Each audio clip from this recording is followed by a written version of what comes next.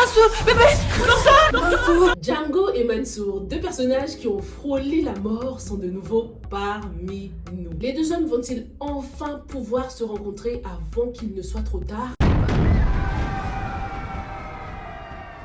N'oubliez surtout pas le jeu concours qu'il y a en ce moment pour pouvoir gagner 12 produits de la marque Famaspace.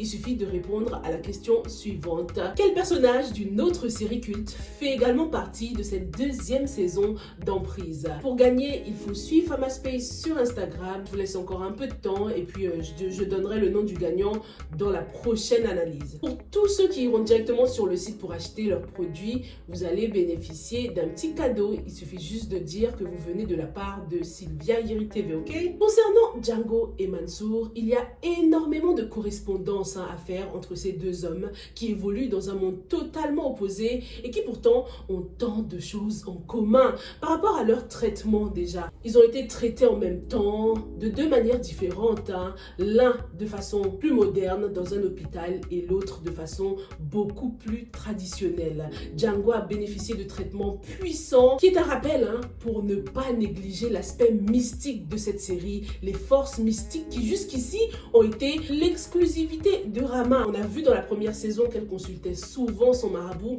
mais dans cette saison, on se rend bien compte que Badjen Koura le fait. Zoho, le nouvel ami de Django, utilise également des pouvoirs, mais lui, pour faire le bien, contrairement à Rama et à Badjen Koura, on peut le deviner. Toujours avec les correspondances, les similarités qu'il peut y avoir entre Mansour et son fils, on constate qu'ils ont tous deux des blessures. Des blessures physiques pour Django, mais plutôt intérieures pour Mansour. Dans tous les cas, ces blessures symbolisent dans les deux cas qu'ils ont été touchés en plein cœur, ces deux hommes. Ils se réveillent presque en même temps, triggered par la même chose, on dirait, par l'amour. C'est en ayant un espèce de sixième sens concernant Souké que Django s'est réveillé subitement. Et c'est pareil pour Mansour, c'est seulement lorsque Ouli fait son entrée dans la pièce, dans la chambre, qu'il se réveille brutalement. Ce qui traduit son attachement à Ouli, le fait qu'elle reste la préférée de Mansour. Ouli vient d'apprendre que c'est Rama qui a tiré sur son ex Massae et c'est pas du tout bon pour la réputation de Rama. Avec le temps, ses enfants vont devoir admettre que leur mère n'est pas une bonne personne. Ouli est choquée et c'est tout à fait normal, parce qu'elle se dit, bon, pour son père, c'était peut-être de la légitime défense,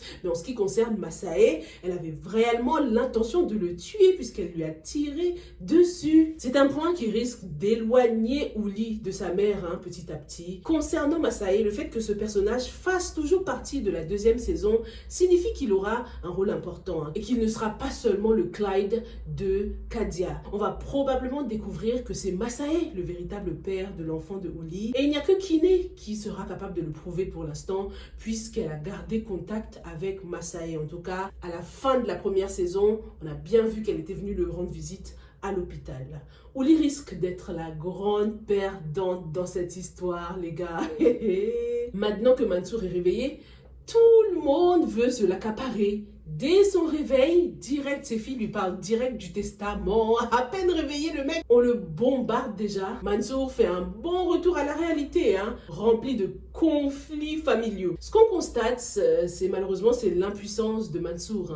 Certes, il est encore faible, mais en fait, on voit bien que comme à son habitude, Mansour manque de fermeté vis-à-vis de sa famille. Il n'arrive pas à prendre les choses en main en tant que chef de famille. Ses enfants se disputent devant lui avec sa femme sans gêne. Mansour fait de la peine, mais il ne récorde que ce qu'il a semé. Le plus urgent pour lui serait de parler de Django à la famille, en fait. Parce qu'on dirait qu'il n'y a que ça qui compte pour lui. Dès son réveil, il demande après Ibrahima. Et tout le monde croit qu'il perd la tête parce qu'ils ne comprennent pas du tout d'où sort cet Ibrahima. C'est qui ce fameux Ibrahima là? Donc pourquoi pas profiter de la présence de toute la famille, convoquer une réunion de famille là à l'hôpital, battre le fer tant qu'il est chaud et leur expliquer les choses une bonne fois pour toutes, quoi. Qu'est-ce que vous en pensez? Mansour est encore fragile. Donc, personne ne sait ce qui pourrait arriver dans l'avenir. L'heure tourne. Concernant Django, j'ai reçu un point de vue très intéressant de TK Universal qui pense que l'héritage de Django n'est pas forcément garanti parce qu'il est tout simplement un enfant que Mansour a eu hors mariage, donc ça ne compte pas. Concernant Django, je pense que son héritage n'est pas plus garanti que celui de Ouli, car quoi qu'on dise, c'est un enfant hors mariage. Et en islam, les enfants hors mariage ne sont pas héritiers, donc seul un testament de Mansour aurait pu garantir son héritage. Ouli, quant à elle, sans le testament, elle sera obligée de partager avec le reste de la famille si elle ne retrouve pas le testament, même si en principe son fils doit avoir la plus grosse part, car les garçons ont le double de l'héritage des filles. Donc on comprend vachement mieux toute l'urgence autour de ce testament. Il faut absolument que Mansour le rédige avant qu'il ne soit trop tard. Trop tard pour lui, compte tenu de sa santé toujours fragile, mais également trop tard pour Django, avant qu'il ne lui arrive quelque chose à Django également, puisque son ami Zoho, le marabout du West Coast, lui a donné des mises en garde. Cette fois-ci, Django s'en sort, mais il n'aura pas de deuxième chance. Les histoires d'amour finissent mal. Donc, est-ce que Django aura malheureusement un destin tragique à cause de Soukey, l'amour de sa vie? Est-ce que l'homme d'affaires qui est à fond sur Soukey là va s'avérer dangereux? Pour le moment, il est très patient avec Soukey. Ils apprennent toujours à se connaître. Il est même venu chez elle. On ne sait pas grand-chose de lui pour l'instant, à part le fait qu'il ait un bon portefeuille. Et ce dont on peut être sûr quand même, c'est que ce genre d'homme tient à sa réputation. Donc si Soukey décide de faire sa vie avec lui, il va falloir qu'elle arrête la danse. Il faudra qu'elle dise adieu à sa passion pour la danse, ça c'est sûr. Dites-moi ce que vous en pensez.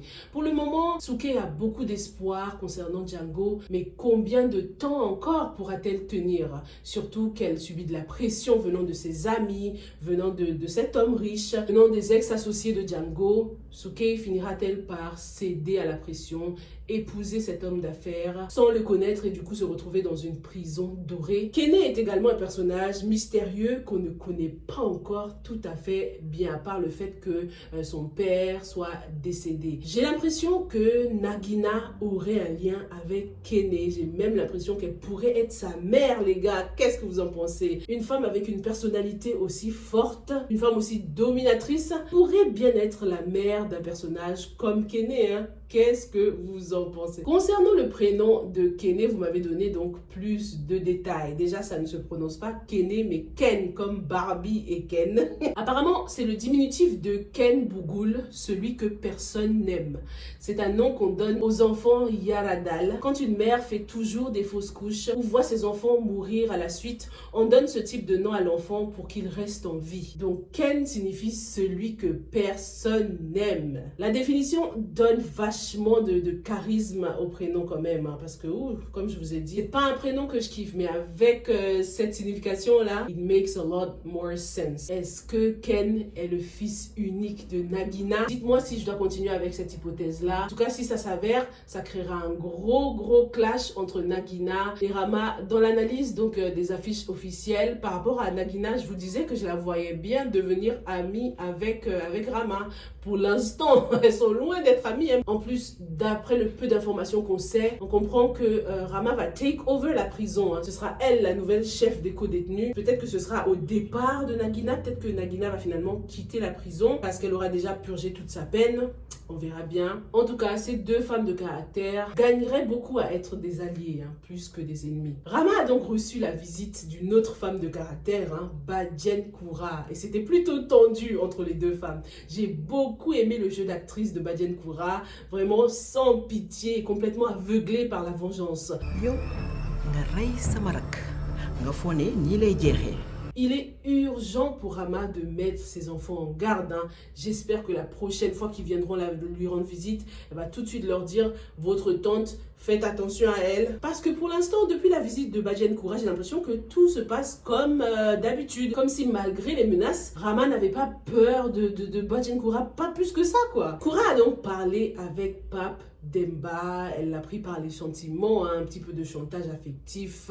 Et on apprend encore une fois que Rama cache des choses à ses enfants. Badjen Koura dit à Pape Demba que ce que sa mère cache dépasse de loin ce qu'ils savent déjà. Je me demande demande vraiment de quoi il s'agit. Pour l'instant, je reste sur l'hypothèse de l'inceste, donc le père de Rama qui serait le véritable père de ses enfants. Parce que Ndiaga nous avait dit que le père des enfants était encore en vie. L'un d'entre vous me dit que Ndiaga faisait plutôt référence à Yaya, donc au père qui est déjà décédé. Dites-moi si vous avez compris la même chose. En fait, concernant la révélation de Ndiaga, concernant le père des enfants, il faisait référence au passé avant d'être tué par Rama, vu que tout le monde croyait qu'il était mort. Donc, d'après cette personne, d'après ND 3226, Ndiaga parlait de Yaya. Il disait que Rama aurait dû dire la vérité à ses enfants. Il aurait dû leur dire que leur père était encore en vie. Mais lorsque je lis la traduction, dans les sous-titres, c'est bien écrit au présent, leur père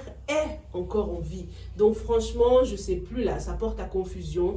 Est-ce que dans le Wolof, vous comprenez bien que Ndiaga est en train de parler au passé, qu'il est en train de parler de Yaya? Ou est-ce que Ndiaga nous parle au présent là, en mode pourquoi elle leur cache que leur père est toujours en vie? Parce que les sous-titres sont bien écrits au présent. Il y a bien le verbe être au présent et pas à l'imparfait. Madjiguine est en train de développer des sentiments pour Pape Demba. Encore un amour impossible pour Pape Demba qui ne supportera pas le fait qu'elle soit très impliquée dans l'affaire de sa mère et de son père. D'après cette scène, on comprend très bien que l'histoire a changé. Parce que la première rencontre entre Madjiguine et Yaya ne s'était pas du tout passée comme ça dans la première saison. Mais ça ne change pas le fait qu'elle soit bel et bien impliquée et que c'est en grande partie à cause d'elle que Yaya a pu retrouver Rama et ses enfants. Pape Demba d'ailleurs, il va jamais au travail. On le voit toujours en suit là, en costume cravate, mais jamais à son lieu de travail. Ce serait bien de changer un peu là, nous le montrer vraiment en train de travailler, sinon il faut vraiment enlever le soute là, ça commence à être too much. Dites-moi ce que vous pensez des liens formés entre Yerim et Awa Bourous. Est-ce que vous pensez que Awa Bourous est vraiment naïve à ce point concernant Yerim, ou est-ce qu'elle est stratège? Tout ça n'est qu'une stratégie pour garder son ennemi encore plus proche d'elle. Est-ce qu'elle sait très bien ce que Yerim prépare? Elle sait très bien qu'il est là par intérêt. Dites-moi tout et on se retrouve dans la prochaine. Stay safe and stay blessed. Bye.